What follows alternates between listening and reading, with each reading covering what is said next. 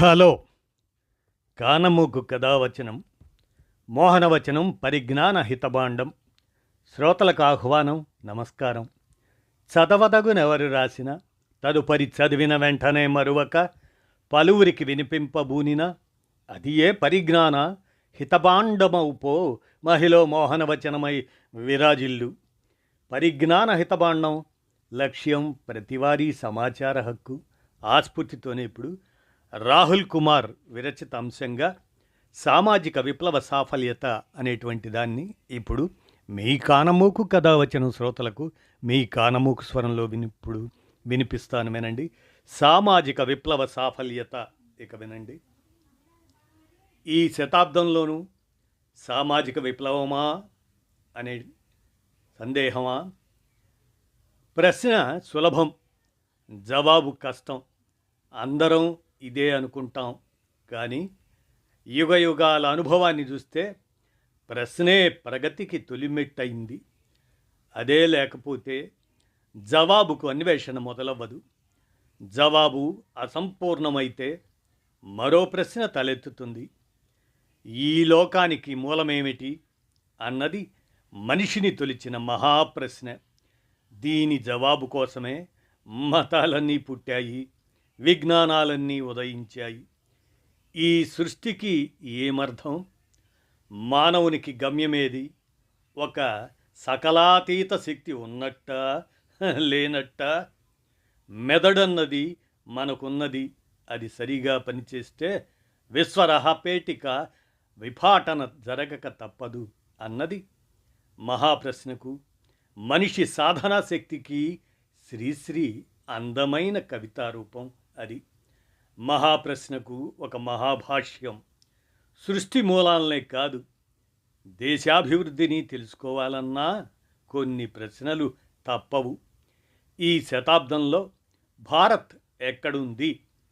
వివిధ రంగాల్లో జయాపజయాలు ఎలాంటి పరిస్థితులను సృష్టించాయి? సాధించినది సంతృప్తికరమా? అందరికీ ప్రగతి ఫలాలు న్యాయబద్ధంగా చేరాయా? జవాబులు తేలిక కాదు. అర్థం చేసుకోవటానికి ఎన్నో చిక్కుముడులు. వీటిని ఎంతో కొంత విప్పి ఎక్కడున్నామో చెప్పటానికి చాలా ప్రయత్నాలైతే జరుగుతున్నాయి.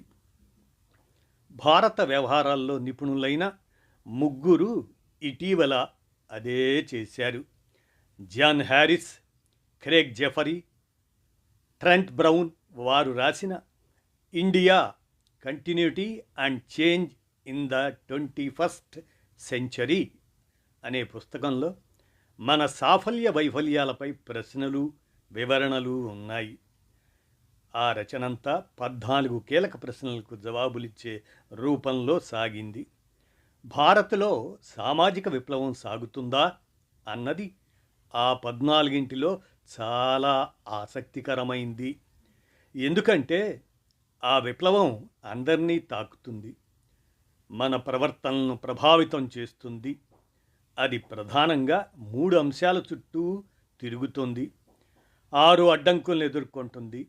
వాటిని నిశితంగా చూస్తే దాని స్వభావం కొంతైనా తెలుస్తుంది. ఇంతకీ సామాజిక విప్లవం అంటే ఏమిటి? దానికి ఎన్నో భాష్యాలు. సమాజంలోని ఒక వర్గం స్థానంలో ఇంకో వర్గం ఆధిపత్యంలోకి రావటాన్ని సామాజిక విప్లవంగా మనందరం వినే ఉంటాం. ఒకప్పుడు సమాజంలో జమీందారులు, భూస్వాముల ఆధిపత్యం ఉండేది. అప్పట్లో భూమే ప్రధాన ఉత్పత్తి వనరు. దానిపై హక్కులు ఉండి ఫలసాయంలో ప్రధాన భాగం దక్కించుకునే భూస్వామ్య ప్రభువులదే ఆధిపత్యం, అధికారం. ఆ తర్వాత పరిశ్రమలు వచ్చాయి. వీటిపై యాజమాన్యం ఉండి లాభాల్లో ప్రధాన వాటాను పొందే యజమానులకే సమాజంపై అసలు సిసలైన అధికారం. ఇలాంటివే కాకుండా మనుషుల ఆకాంక్షలు, విలువలు, సామాజిక ప్రవర్తనల్లో చోటు చేసుకుంటున్న మార్పులను సైతం మరో విధమైన సామాజిక విప్లవంగా భావించే ధోరణి కూడా ఉంది. 2000 సంవత్సరం నుంచి భారత్లో దానికి సంబంధించిన సూచికలు ఏమిటో పరిశీలిద్దాం. మొదటి అంశంగా విద్యారంగం గురించి చెప్పుకోవాలి. నాణ్యతలో అది వెనకబడిన మాట నిజం. అయినా ప్రవేశాల్లో పురోగతి గణనీయంగా ఉంటుంది. ముఖ్యంగా ఎస్సీ, ఎస్టీ, బీసీ విద్యార్థుల చేరిక పుంజుకుంటుంది. హయ్యర్ సెకండరీ స్కూళ్లకు సంబంధించి అర్హత వయసున్న పిల్లల సంఖ్య 60% చేరువలో ఉంది. అక్షరాస్యత 2011 నాటికి 74% చేరింది.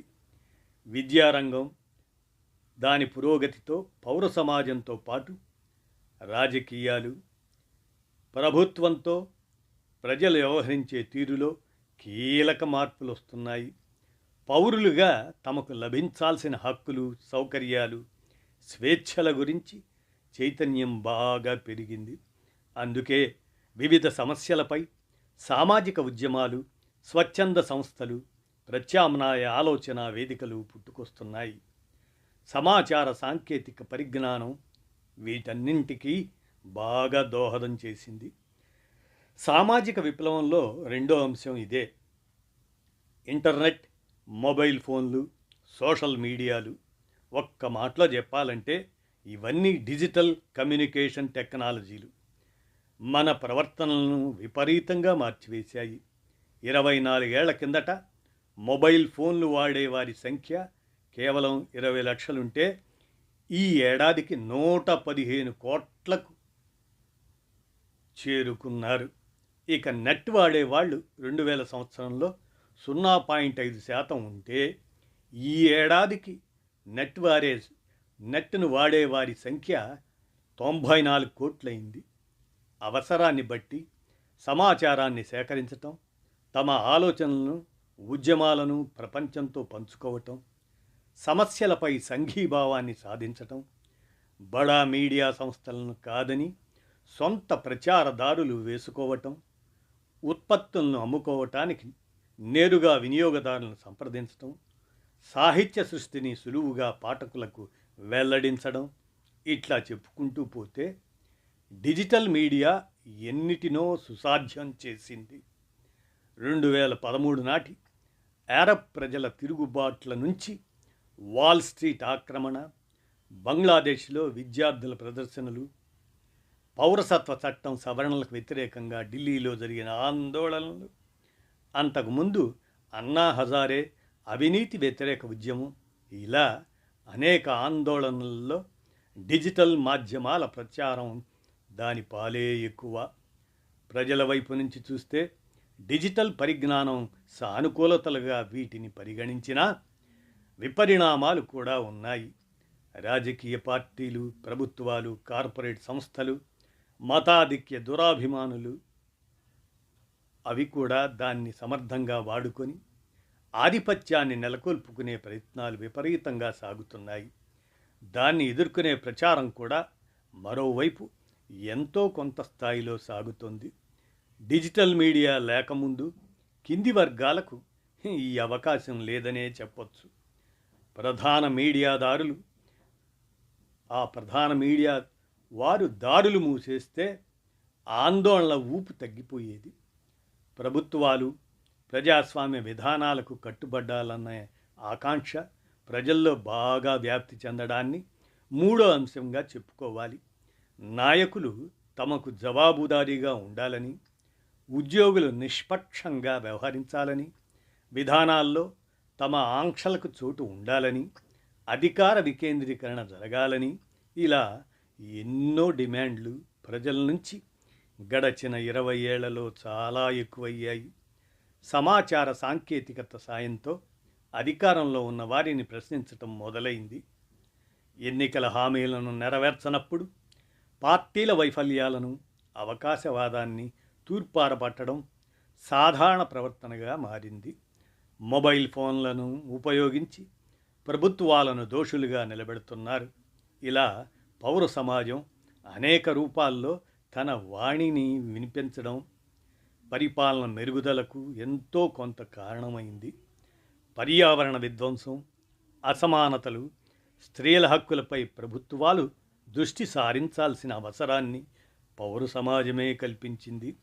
సమాచార హక్కు చట్టం లాంటివి పౌర సమాజ ఆందోళన నుంచే ఊపిరి పోసుకున్నాయి. జీవితాలను మెరుగుపరచడానికి సామాజిక విప్లవం ఎంతో కొంత దోహదపడుతుంది, అందులో సందేహం లేదు.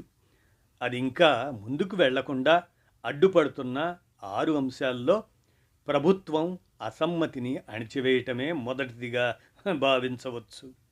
విదేశీ విరాళాల నియంత్రణ చట్టాన్ని అదే 1975 సంవత్సరంలో తీసుకువచ్చి స్వచ్ఛంద సంస్థలను అదుపులో ఉంచటం ఇందులో ప్రధానమైంది. ఇందిరాగాంధీ దీనికి శ్రీకారం చుట్టారు. నిధులను స్తంభింపజేసి లైసెన్సులు రద్దు చేయడాన్ని అస్త్రంగా వాడటం మొదలైంది. మోదీ హయాంలో ఇది పరాకాష్ఠకు చేరుకుంది. 2014లోనే 8,795 సంస్థల అకౌంట్లను స్తంభింపజేశారు.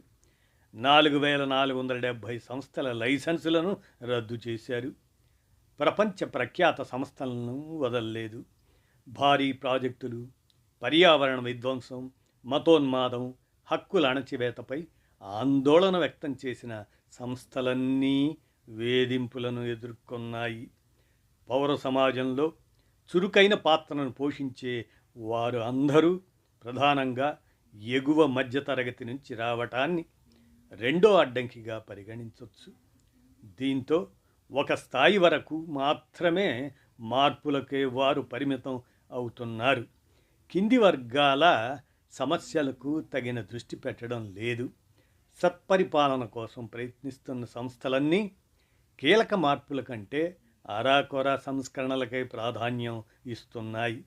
కొన్ని కులాలకు, వర్గాలకు పరిమితమయ్యే సంస్థల వల్ల తాత్కాలిక ప్రయోజనాలు ఉన్నా విస్తృత స్థాయిలో పరిష్కారం కావలసిన సమస్యలు పక్కదారి పడుతున్నాయి.